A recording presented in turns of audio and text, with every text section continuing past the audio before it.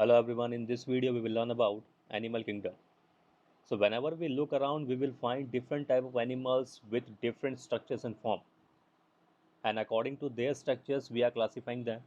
And as over a million species of animals have been described till now, the need of for classification became all the more important.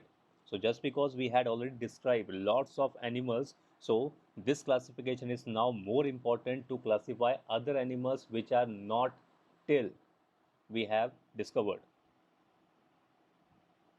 Now, the classification also help in assigning a systematic position to a newly described species. So, whatever the animal or whatever the species is now discovered or it is recently discovered, it also need a proper place in the classification. So, that is why a systematic arrangement is also required in the classification.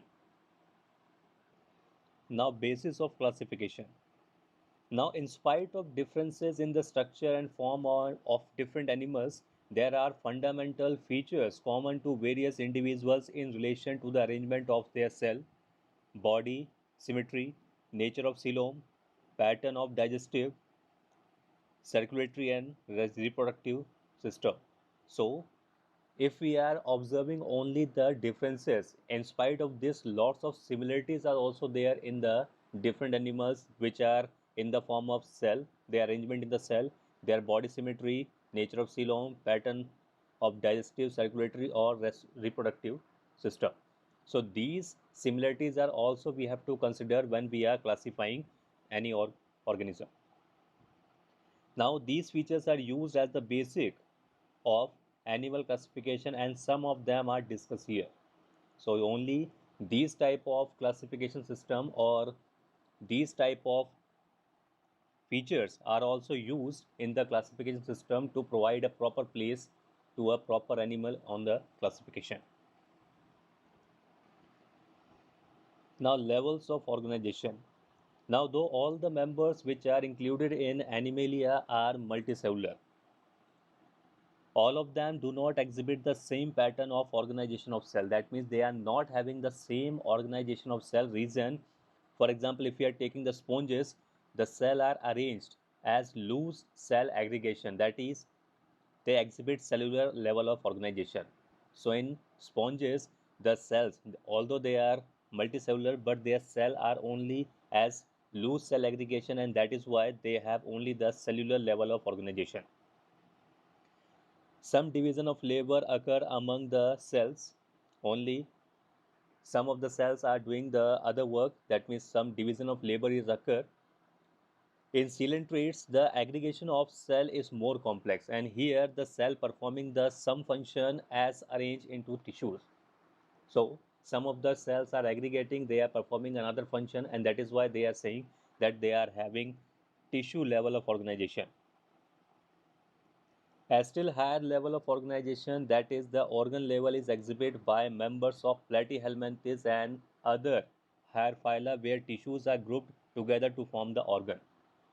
So in Platyhelminthes and higher groups, in this what is having? They are having the organ level of organization in which the all the tissues, whatever the tissues are there, they are aggregating and they are performing the same function.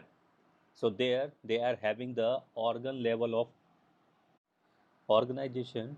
In Animalia like annelids, arthropod, mollusca, echinodermata, and chordata, organs have associated to form the functional system, each system concerned with a specific physiology function. And this pattern is known as organ system level of organization. That means in this, the more complex system is found in which all the organs they are combined together or the different organs are combined together to perform a specific function. And that is why this type of pattern is known as the organ system level of organization. Organ system in different groups of animals exhibit various patterns of complexities. That means in different type of organism, we will find the different levels of complexities in their organ system level also. So for example, the digestive system in Platyhelminthes, they are having only a single opening to the outside of the body that serve as both mouth and anus. That means In platyhelminthes, what is having? They are having the digestive system, but this digestive system is having only a single opening outside the body, and that opening is served as both mouth as well as for the anus, and hence this type of digestive system is known as the incomplete digestive system. A complete digestive system has a two opening mouth and the anus. Similarly, the circulatory system may be of two types. The open type, in which the blood is pumped out the heart and the cell and the tissues are directly bathed in it, or closed type, in which the blood is circulated through a series of vessels of varying diameters, arteries, veins, and capillaries. So, just like complete and incomplete digestive system are there, similarly the circulatory system is also of two type: open type, in which the organs, whatever the organs are there or tissues are there, they are simply merged or they are dipped inside the blood.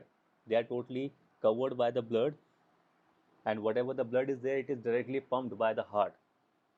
But in closed type, all the blood is pumped into a closed vessels, and these vessels may be of vary or different type of different diameters, like arteries, veins, and capillaries.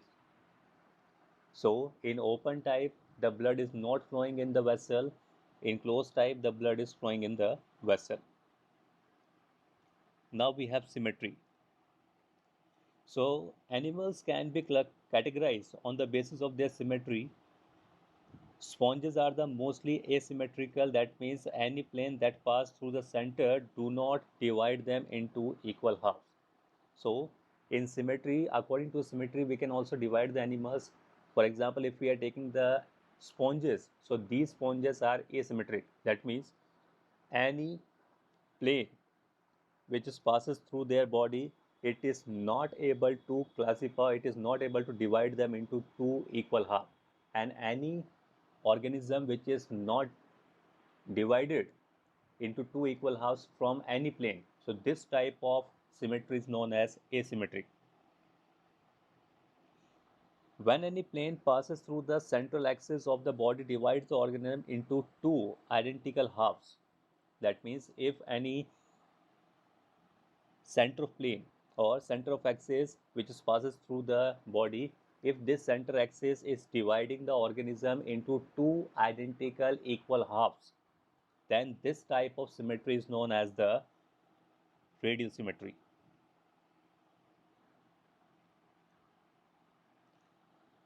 Coelentrates, ctenophoras, and echinodermids have this kind of body plane.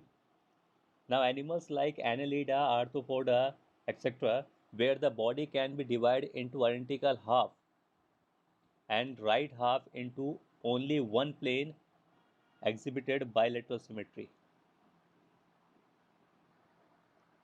That means in these type of animals, what is having? They are having the center plane of axis or center line of axis, in which only one line is there which is able to divide them into any two identical equal halves.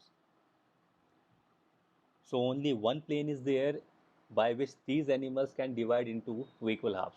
But in radial symmetry, any line which is passes from the center, this is able to divide them into two equal halves. So this type of symmetry, in which any plane can divide them into two equal halves, we call them radial symmetry.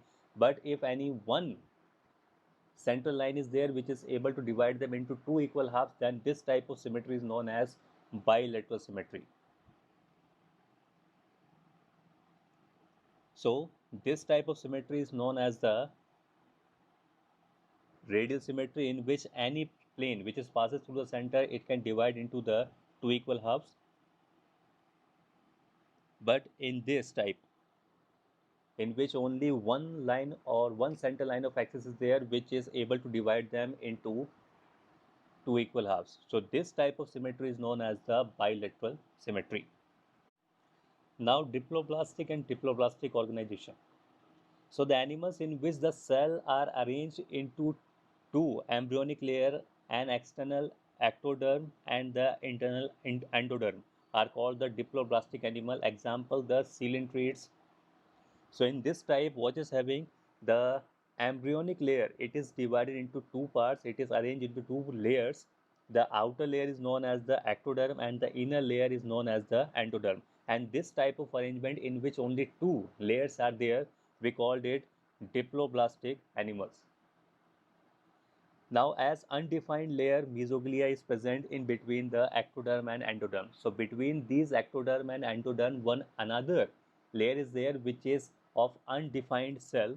So, this undefined cell layer is known as the mesoglia, like here. So, this red colors layer which is between the ectoderm and the endoderm is the mesoglia. But when we talk about the triploblastic, so in this mesoglia is also differentiated and it will form another layer which is between ectoderm and the endoderm and forms the mesoderm. So in diploblastic only two layers are there, ectoderm and endoderm, and between this endoderm and ectoderm another undifferentiated cell layer is there which is called the mesoglia. But in triploblastic, the this mesogilia is differentiated and form the third layer that we call the mesoderm, which is present between the ectoderm and the endoderm. Animals from Platyhelminthes to chordates are having the triploblastic organization. Now, coelom. Presence or absence of a cavity between the body wall and the gut wall is very important in the classification. That means the cavity which is present between the body wall and the gut wall, that means the alimentary canal, that wall. So between these two wall one cavity is there, so presence or absence of this cavity is very important in classification. Now the body cavity which is lined by mesoderm is called the coelom.